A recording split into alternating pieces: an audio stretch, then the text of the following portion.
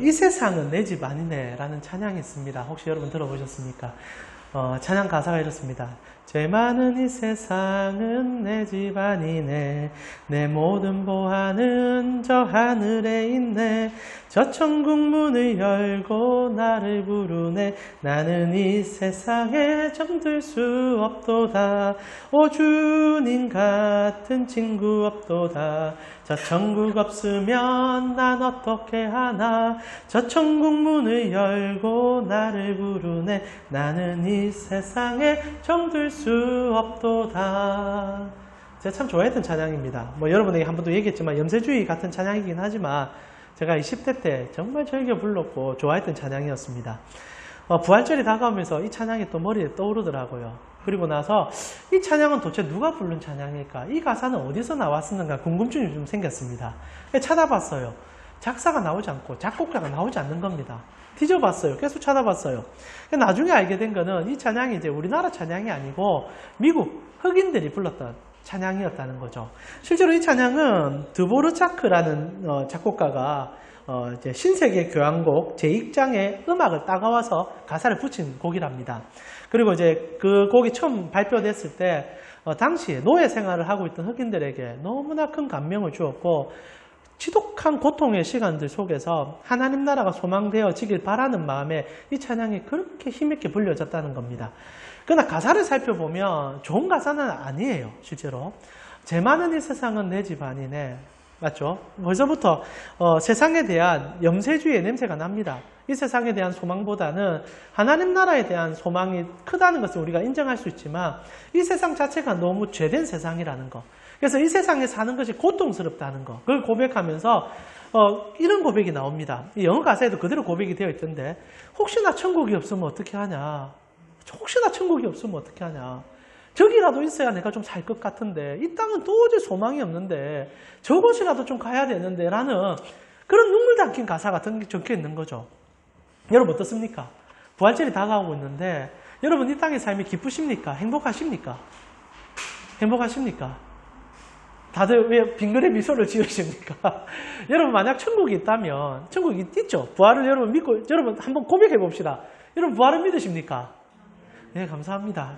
그래서 아멘 안 하면 우리 정말 믿음이 흔들릴 것 같아요. 우린 부활을 믿습니다. 그럼 여러분, 이 땅의 삶이 여러분에게 어떤 가치입니까? 흑인 연가처럼, 방금 불러드렸던 가사처럼 죄 많은 이 세상은 내 집 아니기 때문에 우리도 언젠가 그 천국이 너무 소망되는 것은 맞지만은 그렇기 때문에 이 세상 사는 것이 지옥 같고 힘들고 이 세상을 왜 살아야 되는가라는 고민을 혹시 빠지진 않으십니까? 오늘 부활절인데 진짜 부활을 살아가는 삶이 무엇인지를 여러분 한 번 좀 고민했으면 좋겠다는 거죠. 부활이라는 것이 염세주의에서 하나의 탈출구가 되어서 그냥 저기 가야 되기 때문에 어쩔 수 없이 이 땅을 살아가는 삶의 연장으로 부활을 이해한다면 가장 불쌍한 사람이 우리가 될 것 같아요. 넷플릭스라는 영화를 상영하는 그런 이제 인터넷이 있습니다. 혹시 아십니까? 요즘 하도 유행을 하니까. 그 넷플릭스에 보면 디스커버리라는 영화가 하나 있습니다.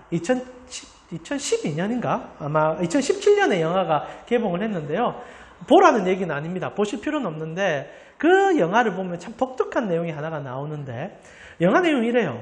어느 날 한 과학자가 임사체험을 계속 반복시키면서 드디어 내세가 있다는 것을 과학적으로 증명하는 내용입니다. 허구죠, 허구. 근데 이제 그 내용이 제가 굉장히 좀 충격적으로 다가온 게 뭐냐면 그 과학자가 정확하게 이제 발표를 해요. 드디어 내세를 발견했습니다. 그리고 진짜 사람이 죽으면 다른 세상으로 갑니다. 그리고 그걸 과학적으로 얘기를 해요. 그리고 이제 영화입니다. 영화가 어떤 얘기를 하느냐. 300만 명이 그 소식이 뜨는 그날 자살을 했다라고 영화가 딱 다뤄요. 여러분 어떻습니까? 저는 그 영화가 진짜 내세가 있다라고 믿는다면 그런 일이 일어날 수 있겠구라는 예상을 하고 만든 영화 같다는 생각이 좀 들었죠. 실제로 노예들도 그 노래 부르면서 이 땅에 어쩔 수 없이 사는 거 아닙니까? 근데 불안하니까 그런 얘기 하는 거예요. 만약 저 천국이 진짜 없으면 어떻게 하냐. 불안한 거죠. 근데 진짜 천국이 있다. 그것도 여러분 명쾌한 과학자가 목사가 얘기하는 게 아니라 진짜 천국이 있더라. 내세가 있더라. 이제 과학적으로 그걸 증명을 해내면 여러분 정말 이 땅에 살고 싶습니까? 살 이유가 있을까요? 빨리 주님께 가가지고 그 호화로운 그 하나님 나라에 사는 게 꿈이 돼야 되는 게 사실 아닙니까? 제가 그 영화 보고 충격을 좀 받았어요. 말도 안 되는 영화예요. 그 내용 끝에는 진짜 말도 안 되는 내용을 다루거든요. 그런데 정말 그럴 수 있겠구나라는 생각을 하면서 동일하게 우리가 내세가 있는 것을 알고 천국을 확실하게 믿는 우리는 도대체 우리는 어떤 삶을 살아야 되는가라는 질문을 해보게 됐죠. 오늘 부활절인데 여러분 오늘 같이 한번 고민해 봤으면 좋겠어요. 여러분 부활 믿지 않습니까? 그럼 어떻게 살아야 될까요? 영세주의로 빠져가지고 천국만 바라봐야 될까요? 아니면 불안하니까 그냥 보험처럼 생각해야 되는 걸까요? 아니면 오늘 우리가 무엇을 해야 될까요? 그래서 오늘 저희가 살펴보고 싶은 것은 우리는 사실 천국이 믿음으로 고백하는 거지만 진짜 다녀온 사람들의 얘기를 보자는 겁니다. 진짜 천국 보고 온 사람은 뭐라고 얘기하는지, 그리고 그들은 보고 와서 무엇으로 살아가는지, 그걸 한번 읽어보면서 믿음의 고백을 뛰어넘어서 실존하는 부활의 영광이 우리 삶에 좀 누려지는 시간들을 가져보고 싶다는 거죠. 여러분과 제가 읽은 내용은 진짜 독특한 얘기가 진행이 됩니다. 바울이라는 사도가 뜬금없이 고린도 사람들에게 편지를 쓰는데 한 사람이 천국을 보고 왔다는 얘기를 하는 거예요. 그러니까 우리로 표현하면 세계적인 석학자인 사도 바울은 당시에 최고의 학군에서 졸업한 인텔리 아닙니까? 그가 천국을 얘기하기 시작했다는 거예요. 그것이 여러분과 함께 제가 읽었던 고린도후서 12장 2절입니다. 같이 한번 읽어볼까요? 고린도후서 12장 2절입니다. 함께 읽겠습니다. 내가 그리스도 안에 있는 한 사람을 아노니 그가 14년 전에 셋째 하늘에 이끌려 간 자라. 그가 몸 안에 있었는지 몸 밖에 있었는지 나는 모르거니와 하나님은 아시느니라. 바울 사도가 한 사람을 얘기하는데 본인이 아닌 것처럼 얘기하고 있어요. 그런데 그 사람이 셋째 하늘에 올라갔다라는 얘기를 딱 합니다. 여러분 유대인들에게 있어서 이 하늘의 개념은 세 가지로 나누어져 있어요. 우리하고 좀 다른데 유대인들은 하늘이 첫 번째 하늘, 우리가 지금 눈으로 보고 있는 이 스카이라 부르는 이 창공이 있습니다. 그리고 두 번째 하늘, 이 스페이스라 부르는 우주가 있어요. 근데 그 너머에 헤븐이 있다고 생각합니다. 천국이 있다고 생각하는 거죠. 그래서 첫 번째, 두 번째 하늘을 뚫고 지나가 마지막 하나님이 계시는 그 나라가 있다라고 유대인들은 믿고 있었습니다. 결국 우리도 그 헤븐 갈 거 아닙니까? 천국 갈 거 아닙니까? 그런데 오늘 사도 바울이 무슨 얘기하느냐? 한 사람이 셋째 하늘, 천국 다녀온 사람이 있다. 이게 던집니다. 그러면서 그가 어떤 표현을 쓰느냐? 4절을 보니까 천국 기가 막히게 좋다. 이런 얘기합니다. 4절 보니까 그가 낙원으로 이끌러 가서 말로 표현할 수 없는 말을 들었으니 사람이 가히 이르지 못할 말이다. 지금 말을 들었다는 얘기를 하는데 단어 표현이 최상급들을 쓰고 있습니다. 자, 바울이 지금 한 사람이 다녀온 하나님 나라들에 대한 얘기를 하면서 첫 번째 단어가 낙원이라는 단어를 쓰죠. 이 단어가 여러분 영어로는 파라다이스입니다. 그리고 헬라어로 표현하면 파라다소스가 됩니다. 실제로 이제 우리가 말하는 정말 가장 좋은 곳, 좀 우리 영어에서 표현 쓰잖아요. 파라다이스. 그곳을 이제 바울이 아는 사람이 보고 왔다는 거예요. 그런데 그 보고 온 걸 말로 표현하고 싶은데 못 표현하겠다 이겁니다. 내가 최고의 소리를 들었다. 너무 좋은 것들을 들었는데 도대체 인간의 언어로 표현을 못하겠다. 다른 말로 표현하면 3층 천국은 인간의 언어로는 표현할 수 없을 정도로 좋은 거라는 거죠. 너무너무 좋은 것이라는 겁니다. 그래서 실제로 그곳에 다녀온 또 다른 사람이 사도 요한 같은 경우에 이제 요한계시록을 쓰면서 은유적인 표현을 씁니다. 말로 표현이 안 되고 그것이 무엇이라고 말할 수 없으니까 자기가 아는 지식 안에서 써낸 것이 천국은 황금길이다. 보석이 있더라. 그리고 생명강이 흐르더라. 나무들이 있는데 너무 좋더라. 도대체 말로 표현할 수 없는데 뭐 바다가 있고 뭐가 있는데 그냥 이 땅에서 가장 좋은 것은 그것 다 있더라. 모든 보석의 이름 다 갖다 넣어요. 그게 뭔지를 모르는 겁니다. 그래 말로 표현하는 게 최고다. 근데 알아듣게 해줘야 되니까 쓰는 용어들이 우리가 너무 좋아하는 그것들을 썼다는 거죠. 오히려 바울은 그런 것들을 표현하지 않고 딱 한 단어로 말합니다. 도저히 말로 표현을 못하겠다. 너무 좋다. 라는 얘기 한다는 거죠. 자, 여기서 이제 우리가 의문이 생깁니다. 바울이 지금 천국을 보고 온 한 사람에 대한 얘기를 하는데 도대체 이게 누구냐? 실제로 바울 본인이거든요. 바울이 한번 죽은 경험이 있습니다. 여러분 혹시 아실지 모르겠는데 바울이 1차 선교 여행을 다닐 때 루스드라는 지역에 들어가서 복음을 전하다가 유대인들 손에 돌에 맞아서 죽게 됩니다. 자, 제가 한번 읽어드릴게요. 사도행전 14장 19절을 보니까 유대인들이 안디옥과 이고니온에서 와서 무리를 충돌하니 그들이 돌로 바울을 쳐서 죽은 줄로 알고 시외로 끌어내치니라. 성경은 이제 바울이 살아난 사건이기 때문에 죽은 줄 알고 내쳤다 하지만 유대인들이 확인도 안 하고 내보냈겠습니까? 바울이 그래서 자기 스스로도 오늘 본문에 얘기하지 않습니까? 내가 몸 안에 있었는지 몸 밖에 있었는지 잘 모르겠다. 자기도 죽었는지 안 죽었는지 잘 모르겠다. 근데 내가 보고 왔다.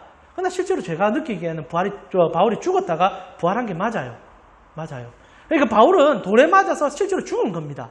그리고 그가 보고 온 천국을 오늘 고린도 교회 성도들에게 얘기하는 거죠. 나는 천국 진짜 보고 왔다. 그리고 그 보고 온 천국이 얼마나 좋은지 말로 못하겠다. 근데 여기에 비밀이 하나 생기기 시작합니다. 바울이 왜 이걸 숨기고 있었냐라는 거죠.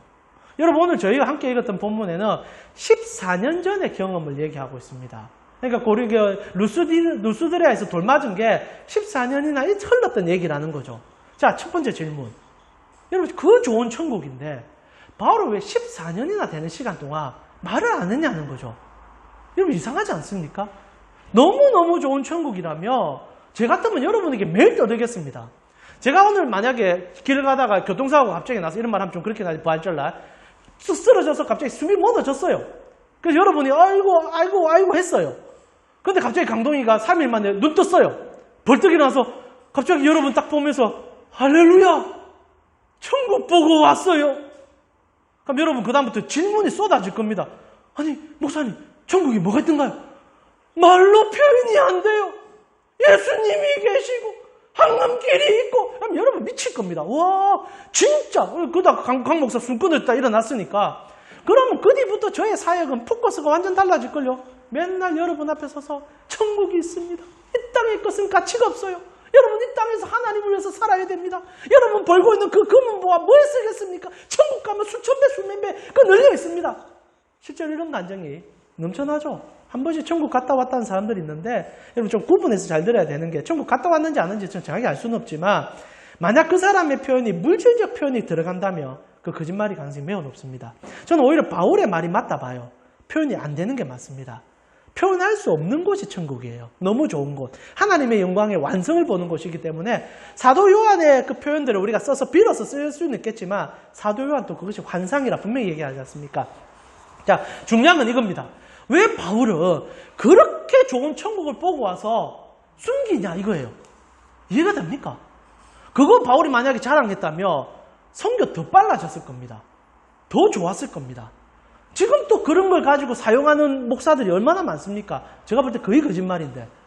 그런데도 사람들이 구름대같이 몰려와요.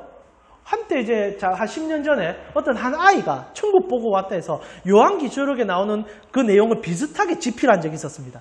우리나라에 책이 팔리고요. 영화까지 나와서 대거적인 히트를 친 적이 있습니다. 근데 그 아이가 청소년기를 지나서 어른이 됐을 때 고백해요. 아빠가 시킨 대로 말했다. 난리가 난 적이 있었어요. 근데 그때 우리나라에도 두란노 서적에서 번역해서 그 책 나오고 사람들이 얼마나 열광했는지 모릅니다. 사람들은 그런데 약하거든요. 근데 바울이 약하든 뭐하든 간에 보고 온 자신의 경험이었고 말할 수 있는데 말을 안 할 뿐 아니라 여러분과 제가 읽은 본문에는 제3자를 들어옵니다. 자기가 아닌 것처럼. 누군가가 보고 왔더라. 나 사람들은 다 알죠. 그 바울이 보고 온 거. 그런데 왜 그렇게까지 숨겨야 되는 얘기가 천국 얘기라는 거죠. 이게 첫 번째 의문입니다. 이상하지 않나요? 우리가 살아갈 때 생각할 때는 천국을 만약 보고 왔다면 자랑해서 빨리 우리의 소망을 저기에 두는 게 맞는데 바울은 왜 숨기는 걸까? 그리고 실제로 오늘 고린도후서에서 이 바울이 이 얘기한 거는 진짜 절박해서 한 겁니다. 사람들이 안 믿어줬거든요. 바울이 은사 체험이나 이런 것들을 얘기해도 바울을 사람들이 무시하고 그리고 바울은 가짜 사도다 얘기하니까 부득불 얘기하는 거예요. 그것도 자신이 아닌 것처럼. 내가 그런 사람을 하나 아는데 그 사람이 그런 것들을 얘기하더라. 그래서 너희에게 내가 받은 은사가 그리 많은데도 얘기하지 않는 이유가 있지 않겠느냐. 왜 바울이 그것을 숨기냐는 거죠. 이해가 잘 안 갑니다. 두 번째 오해.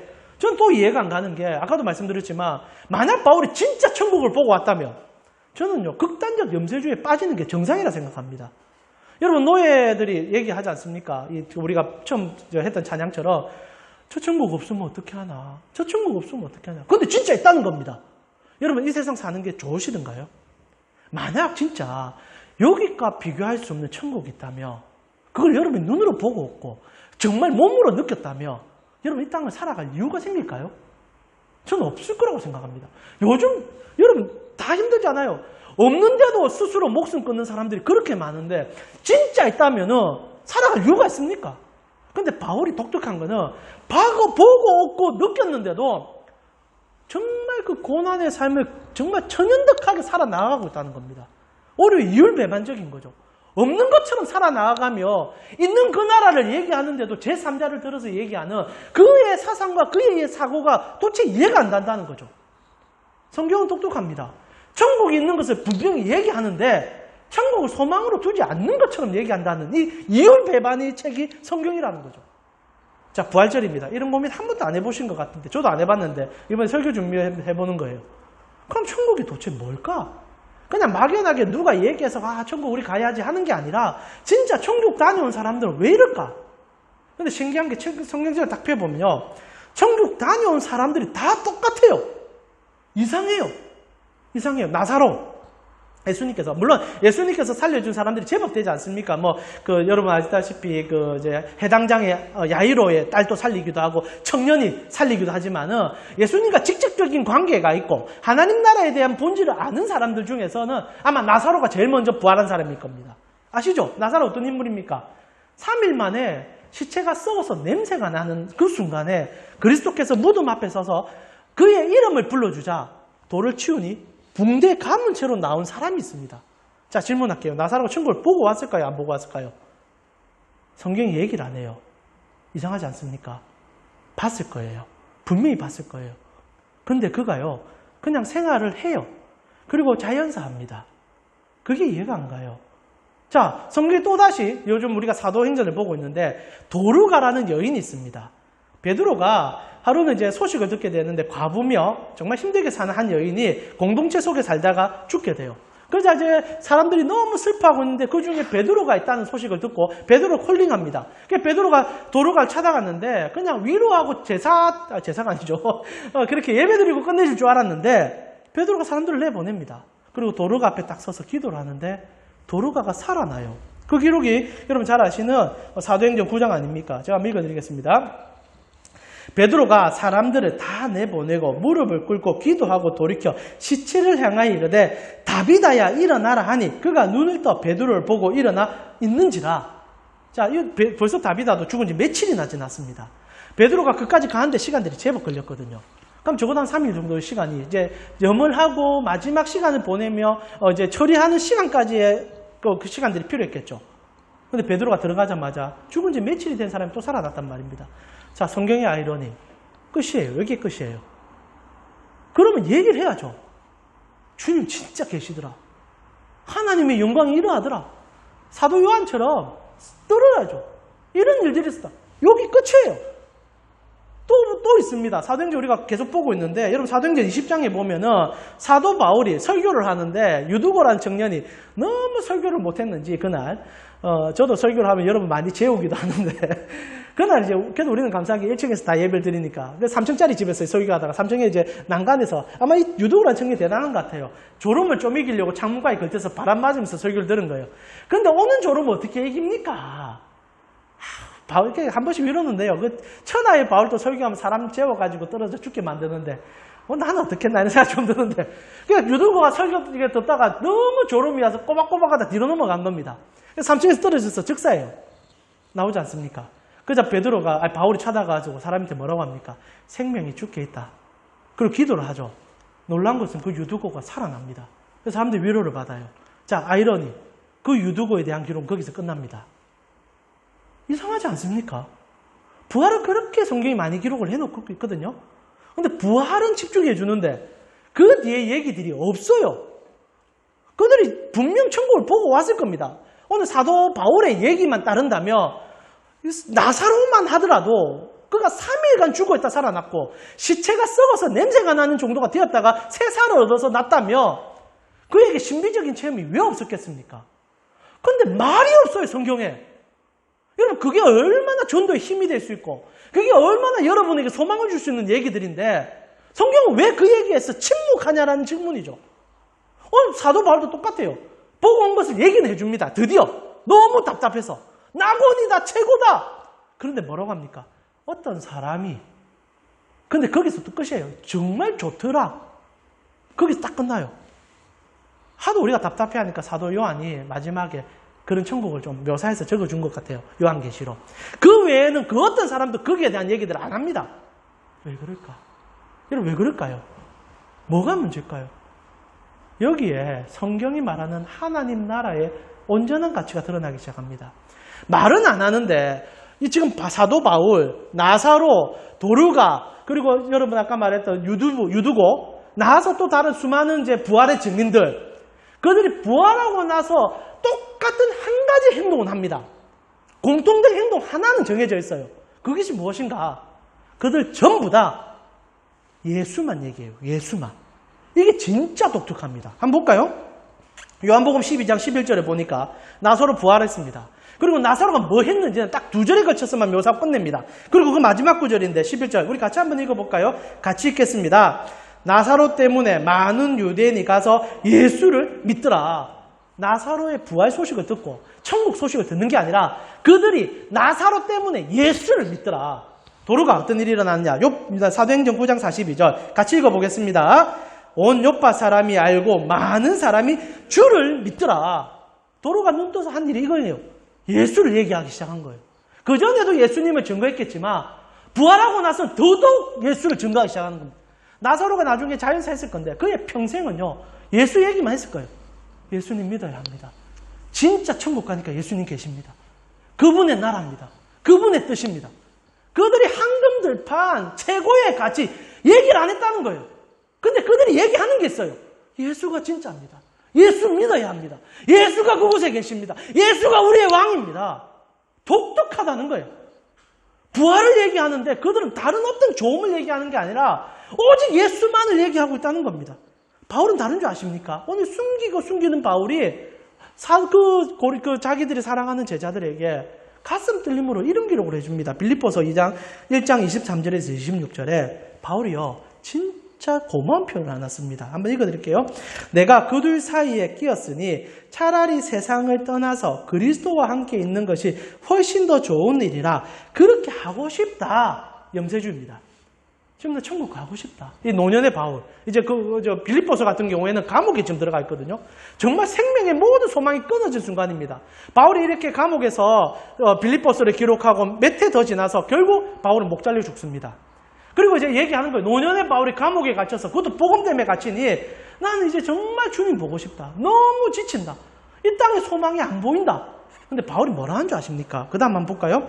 내가 육신으로 있는 것이 너희를 위하여 더 유익하다. 내가 왜 생존하는지 아니? 천국이 없어서 불안해서가 아니라 너희 때문에 내가 살아낸다. 나 진짜 주님께 가고 싶은데 내 너희들을 위해서 주님의 제자들, 주님의 교회를 위해서 내가 여전히 목숨을 연명하고 있다.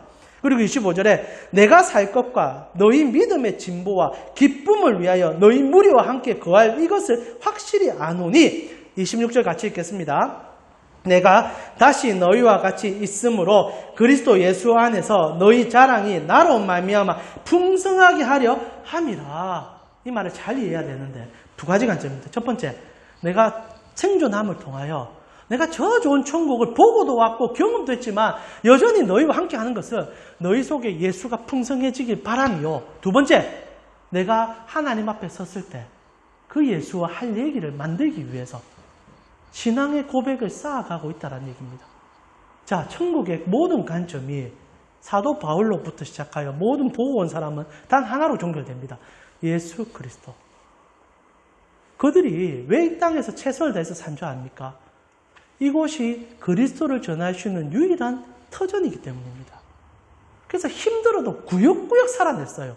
여러분, 그리스도인들이 염세주의에 빠지면 안 됩니다. 오히려 여러분 일상 속에 들어가서 더 천연덕하게 살아내야 돼요. 왜? 그곳이 유일하게 예수를 전하는 곳이니까. 여러분, 그리스도인들에게서 사명과 소명이라는 것이 있습니다. 혹시 아십니까? 이 단어를 구분을 잘 못하시는데 소명이라는 것은 영어로 콜링입니다. 부르심에 대한 얘기죠. 그리스도인들은 기본적으로 전부 다 소명자들입니다. 예수님이 여러분 불러주셨잖아요. 그래서 여러분 구원받게 된 겁니다. 그래서 여러분 속에 부활의 영성이 들어가 있고 주님을 만날 그날을 사모하는 마음이 주어졌어요. 그걸 하나님 주신 겁니다. 그러면 소명자들은 다 사명자가 돼야 돼요. 사명이 뭡니까? 주님을 전하는 삶, 주님을 기억하는 삶. 여러분 이 땅을 왜 살아야 될까요? 그리스도인들은 이 땅을 왜 살아야 될까요? 저는 염세주의 찬양같이 그냥 천국 생각하면서 노래 부르다가 여러분 다미성교회 기억하십니까? 1992년 이장림 씨가 10월 31일 날 예수 그리스도께서 오신다 하셔서 12시까지 사람들이 난리가 났습니다. 염세주의 끝을 보여줬죠. 그때 많은 사람들이 자기의 재산 다 팔아서 스님까지, 제가 여러 분 얘기해드리지만 저는 아직도 그 92년도 텔레비 방송이 머리에 박혀 있어요. 이야, 진짜 대단하더라고요. 다 포기하고 12시에 모여서 할렐루야 할렐루야 막 이상한 기도하면서 난리가 났어요. 주님 안 오셨어요. 바보죠. 주님은 그렇게 온다고 얘기한 적이 없습니다. 나는 도적같이 오리라. 내가 오는 날은 우리 하나님 외에는 아무도 모른다. 우리 예수님 몰라서 하는 소리가 아니라 정말 삼일째 하나님의 계획 속에서 그날은 우리에게 숨겨져 있다는 것을 가르쳐 준 거죠. 그럼 우리에게 요구하는 게 뭡니까? 이 땅에서 예수와 함께 살면서 이 땅을 천국처럼 살아보라는 얘기입니다. 그리고 더 나아가 고난스럽고 힘들어도 이 삶을 살아가면서 주님 신뢰하는 그 얘기들 여러분 속에 누적하라 얘기예요. 여러분 천국은요 영원합니다. 그럼 영원한 그 시간에 여러분 주님과 무슨 얘기 하실 거예요? 이 땅에 있는 그 작은 하나의 삶이라도 주님을 위해서 살아가는 삶은요 주님과 영원한 얘기거리가 될 겁니다. 그게 천국에서 상급이에요. 여러분 이 땅을 살아갈 때도 정말 능력 있고 힘 있는 사람과 단 1시간 얘기하려고 여러분 돈을 쓰잖아요. 그 주식 왕이라 부르는 그 사람 누굽니까? 잘 아시죠? 그 사람과 대화하려면 여러분 수십억을 줘서 뭐 1시간인가 시간을 내서 식사 한번 하는데 그걸 영광으로 생각하더라고요. 여러분 주님은 그런 것도 바라지 않습니다. 바울이 무슨 얘기합니까? 내가 너희를 위해서 이 땅에 존재하는 것은 우리 주님 만났을 때 영원한 그 기쁨의 나라에서 주님과 대화할 거리를 찾아서 지금 너희와 함께 나누고 있다. 성도들이 얼마나 열심히 살아야 되는지 모른다는 얘기입니다. 바울은요 생명을 눈앞에 두고까지도 자신의 것을 최선을 다해서 그 사람들을 섬기는 삶으로 살아갔다는 거죠. 여러분 부활을 경험한 자들의 공통적인 특징을 꼭 기억해 주십시오. 살아도 천국이 하나님 예수님이 이 땅에 계시면 천국이구나. 죽어서 저기 가도 예수님 만날 거니까 저기가 천국이구나. 금문보와 최고의 가치 중요합니다. 그러나 더 중요한 거 지금 내가 누구를 알고 누구와 생활하고 있냐 이거죠. 그것이 가장 중요한 성경이 말하는 천국적 가치라는 거죠. 말씀을 마무리하면서요. 여러분은 하나님 나라를 어떻게 이해하시고 부활을 어떻게 얘기하십니까? 때로는 염세주의로 흘러갈 수도 있고 이 더러운 세상 빨리 끝났으면 좋겠다 생각할 수도 있을 겁니다. 그러나 기뻐하십시오. 힘들기 때문에 주님 더 붙잡고 계시잖아요. 지치기 때문에 주님 더 사랑하시잖아요. 천국에 여러분의 상급이 크실 겁니다. 금은보와 길거리 그게 아니에요. 뭐 금면류관, 은면류관 아니에요. 주님과의 더 밀접함을 여러분 삶에 느낀다는 겁니다. 제가 부활절만 되면 꼭 기억나는 사람이 있습니다. 그래서 여러분에게도 부활절 되면 꼭 이 예화를 들려드렸는데 오늘 또 그 예화로 여러분과 마지막 설교를 마무리하고 싶습니다. 제가 20살 때 있었던 그 교회에 고등학생 한 학생이 있었다는 얘기를 여러분에게 몇 번 해드렸습니다. 백혈병이 걸려서 죽어가는 아이였죠. 저는 그 아이를 보면서 참 눈물을 많이 흘렸습니다. 왜 하나님께서는 저 고등학생을 부르실까? 왜 고등학생을 부르실까? 저렇게 착하고 맑고 투명한 아이인데 너무너무 교회생활 열심히 했거든요. 예수님 너무너무 사랑했거든요. 이해가 안 돼서 우리 그 당시 때 모든 성도들이 그 아이 하나 붙잡고 울면서 기도를 했었습니다. 근데 하나님께서 그 아이의 생명을 가져가셨어요. 근데 제가 너무나 기억이 나는 것은 그 아이가 그렇게 숨이 끊어지기 전에 정말 그 급성백혈병으로 오래 못 살았습니다. 근데 그 아이 혼자 교회 생활을 하고 있었거든요. 그날 이제 그 아이의 죽음 앞에서 이제 죽음을 예비하는 시간에 모든 사람은 눈물 바다였습니다. 너무 빨리 돌아가니까, 너무 안타까우니까. 부모는 더 했어요. 믿지 않는 하나님 앞에 기도하더라고요. 제발 우리 딸 살려주면 안 되냐고.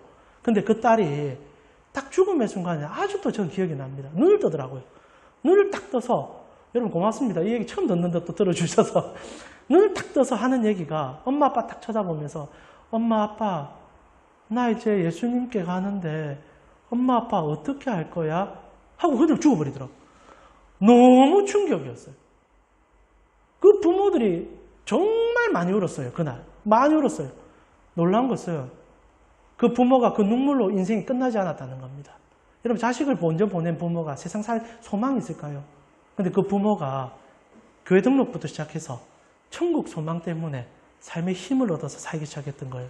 천국이 기가 막힌 황금 동아리라서가 아니라 내 딸 만날 곳이 있기 때문에. 내 딸이 나를 기다리는 곳이 있으니까. 제가 볼 때 그 고등학생 딸은 사명을 끝마친 겁니다. 예수 그리스도께서 주셨던 그 복음 사명을 끝마쳤고, 그리고 그 사명은 그 부모에게 다시 전달돼요. 다시 소망되는 천국을 향해서 달려가는 삶. 그래서 이 땅에서 자식 만났을 때, 그 딸 만났을 때 부끄럽지 않게 해서 얼마나 열심히 샀는지 몰라요. 뭐 지금은 어떻게 사는지 제가 알 수는 없지만은 그 당시 때는 진짜 열심히 사셨어요. 여러분에게 충고하고 싶습니다. 내일 또 예수 때문에 열심히 사세요. 주님이요 기억해 주십니다. 그리고 여러분 주님 만날 날을 소망하십시오.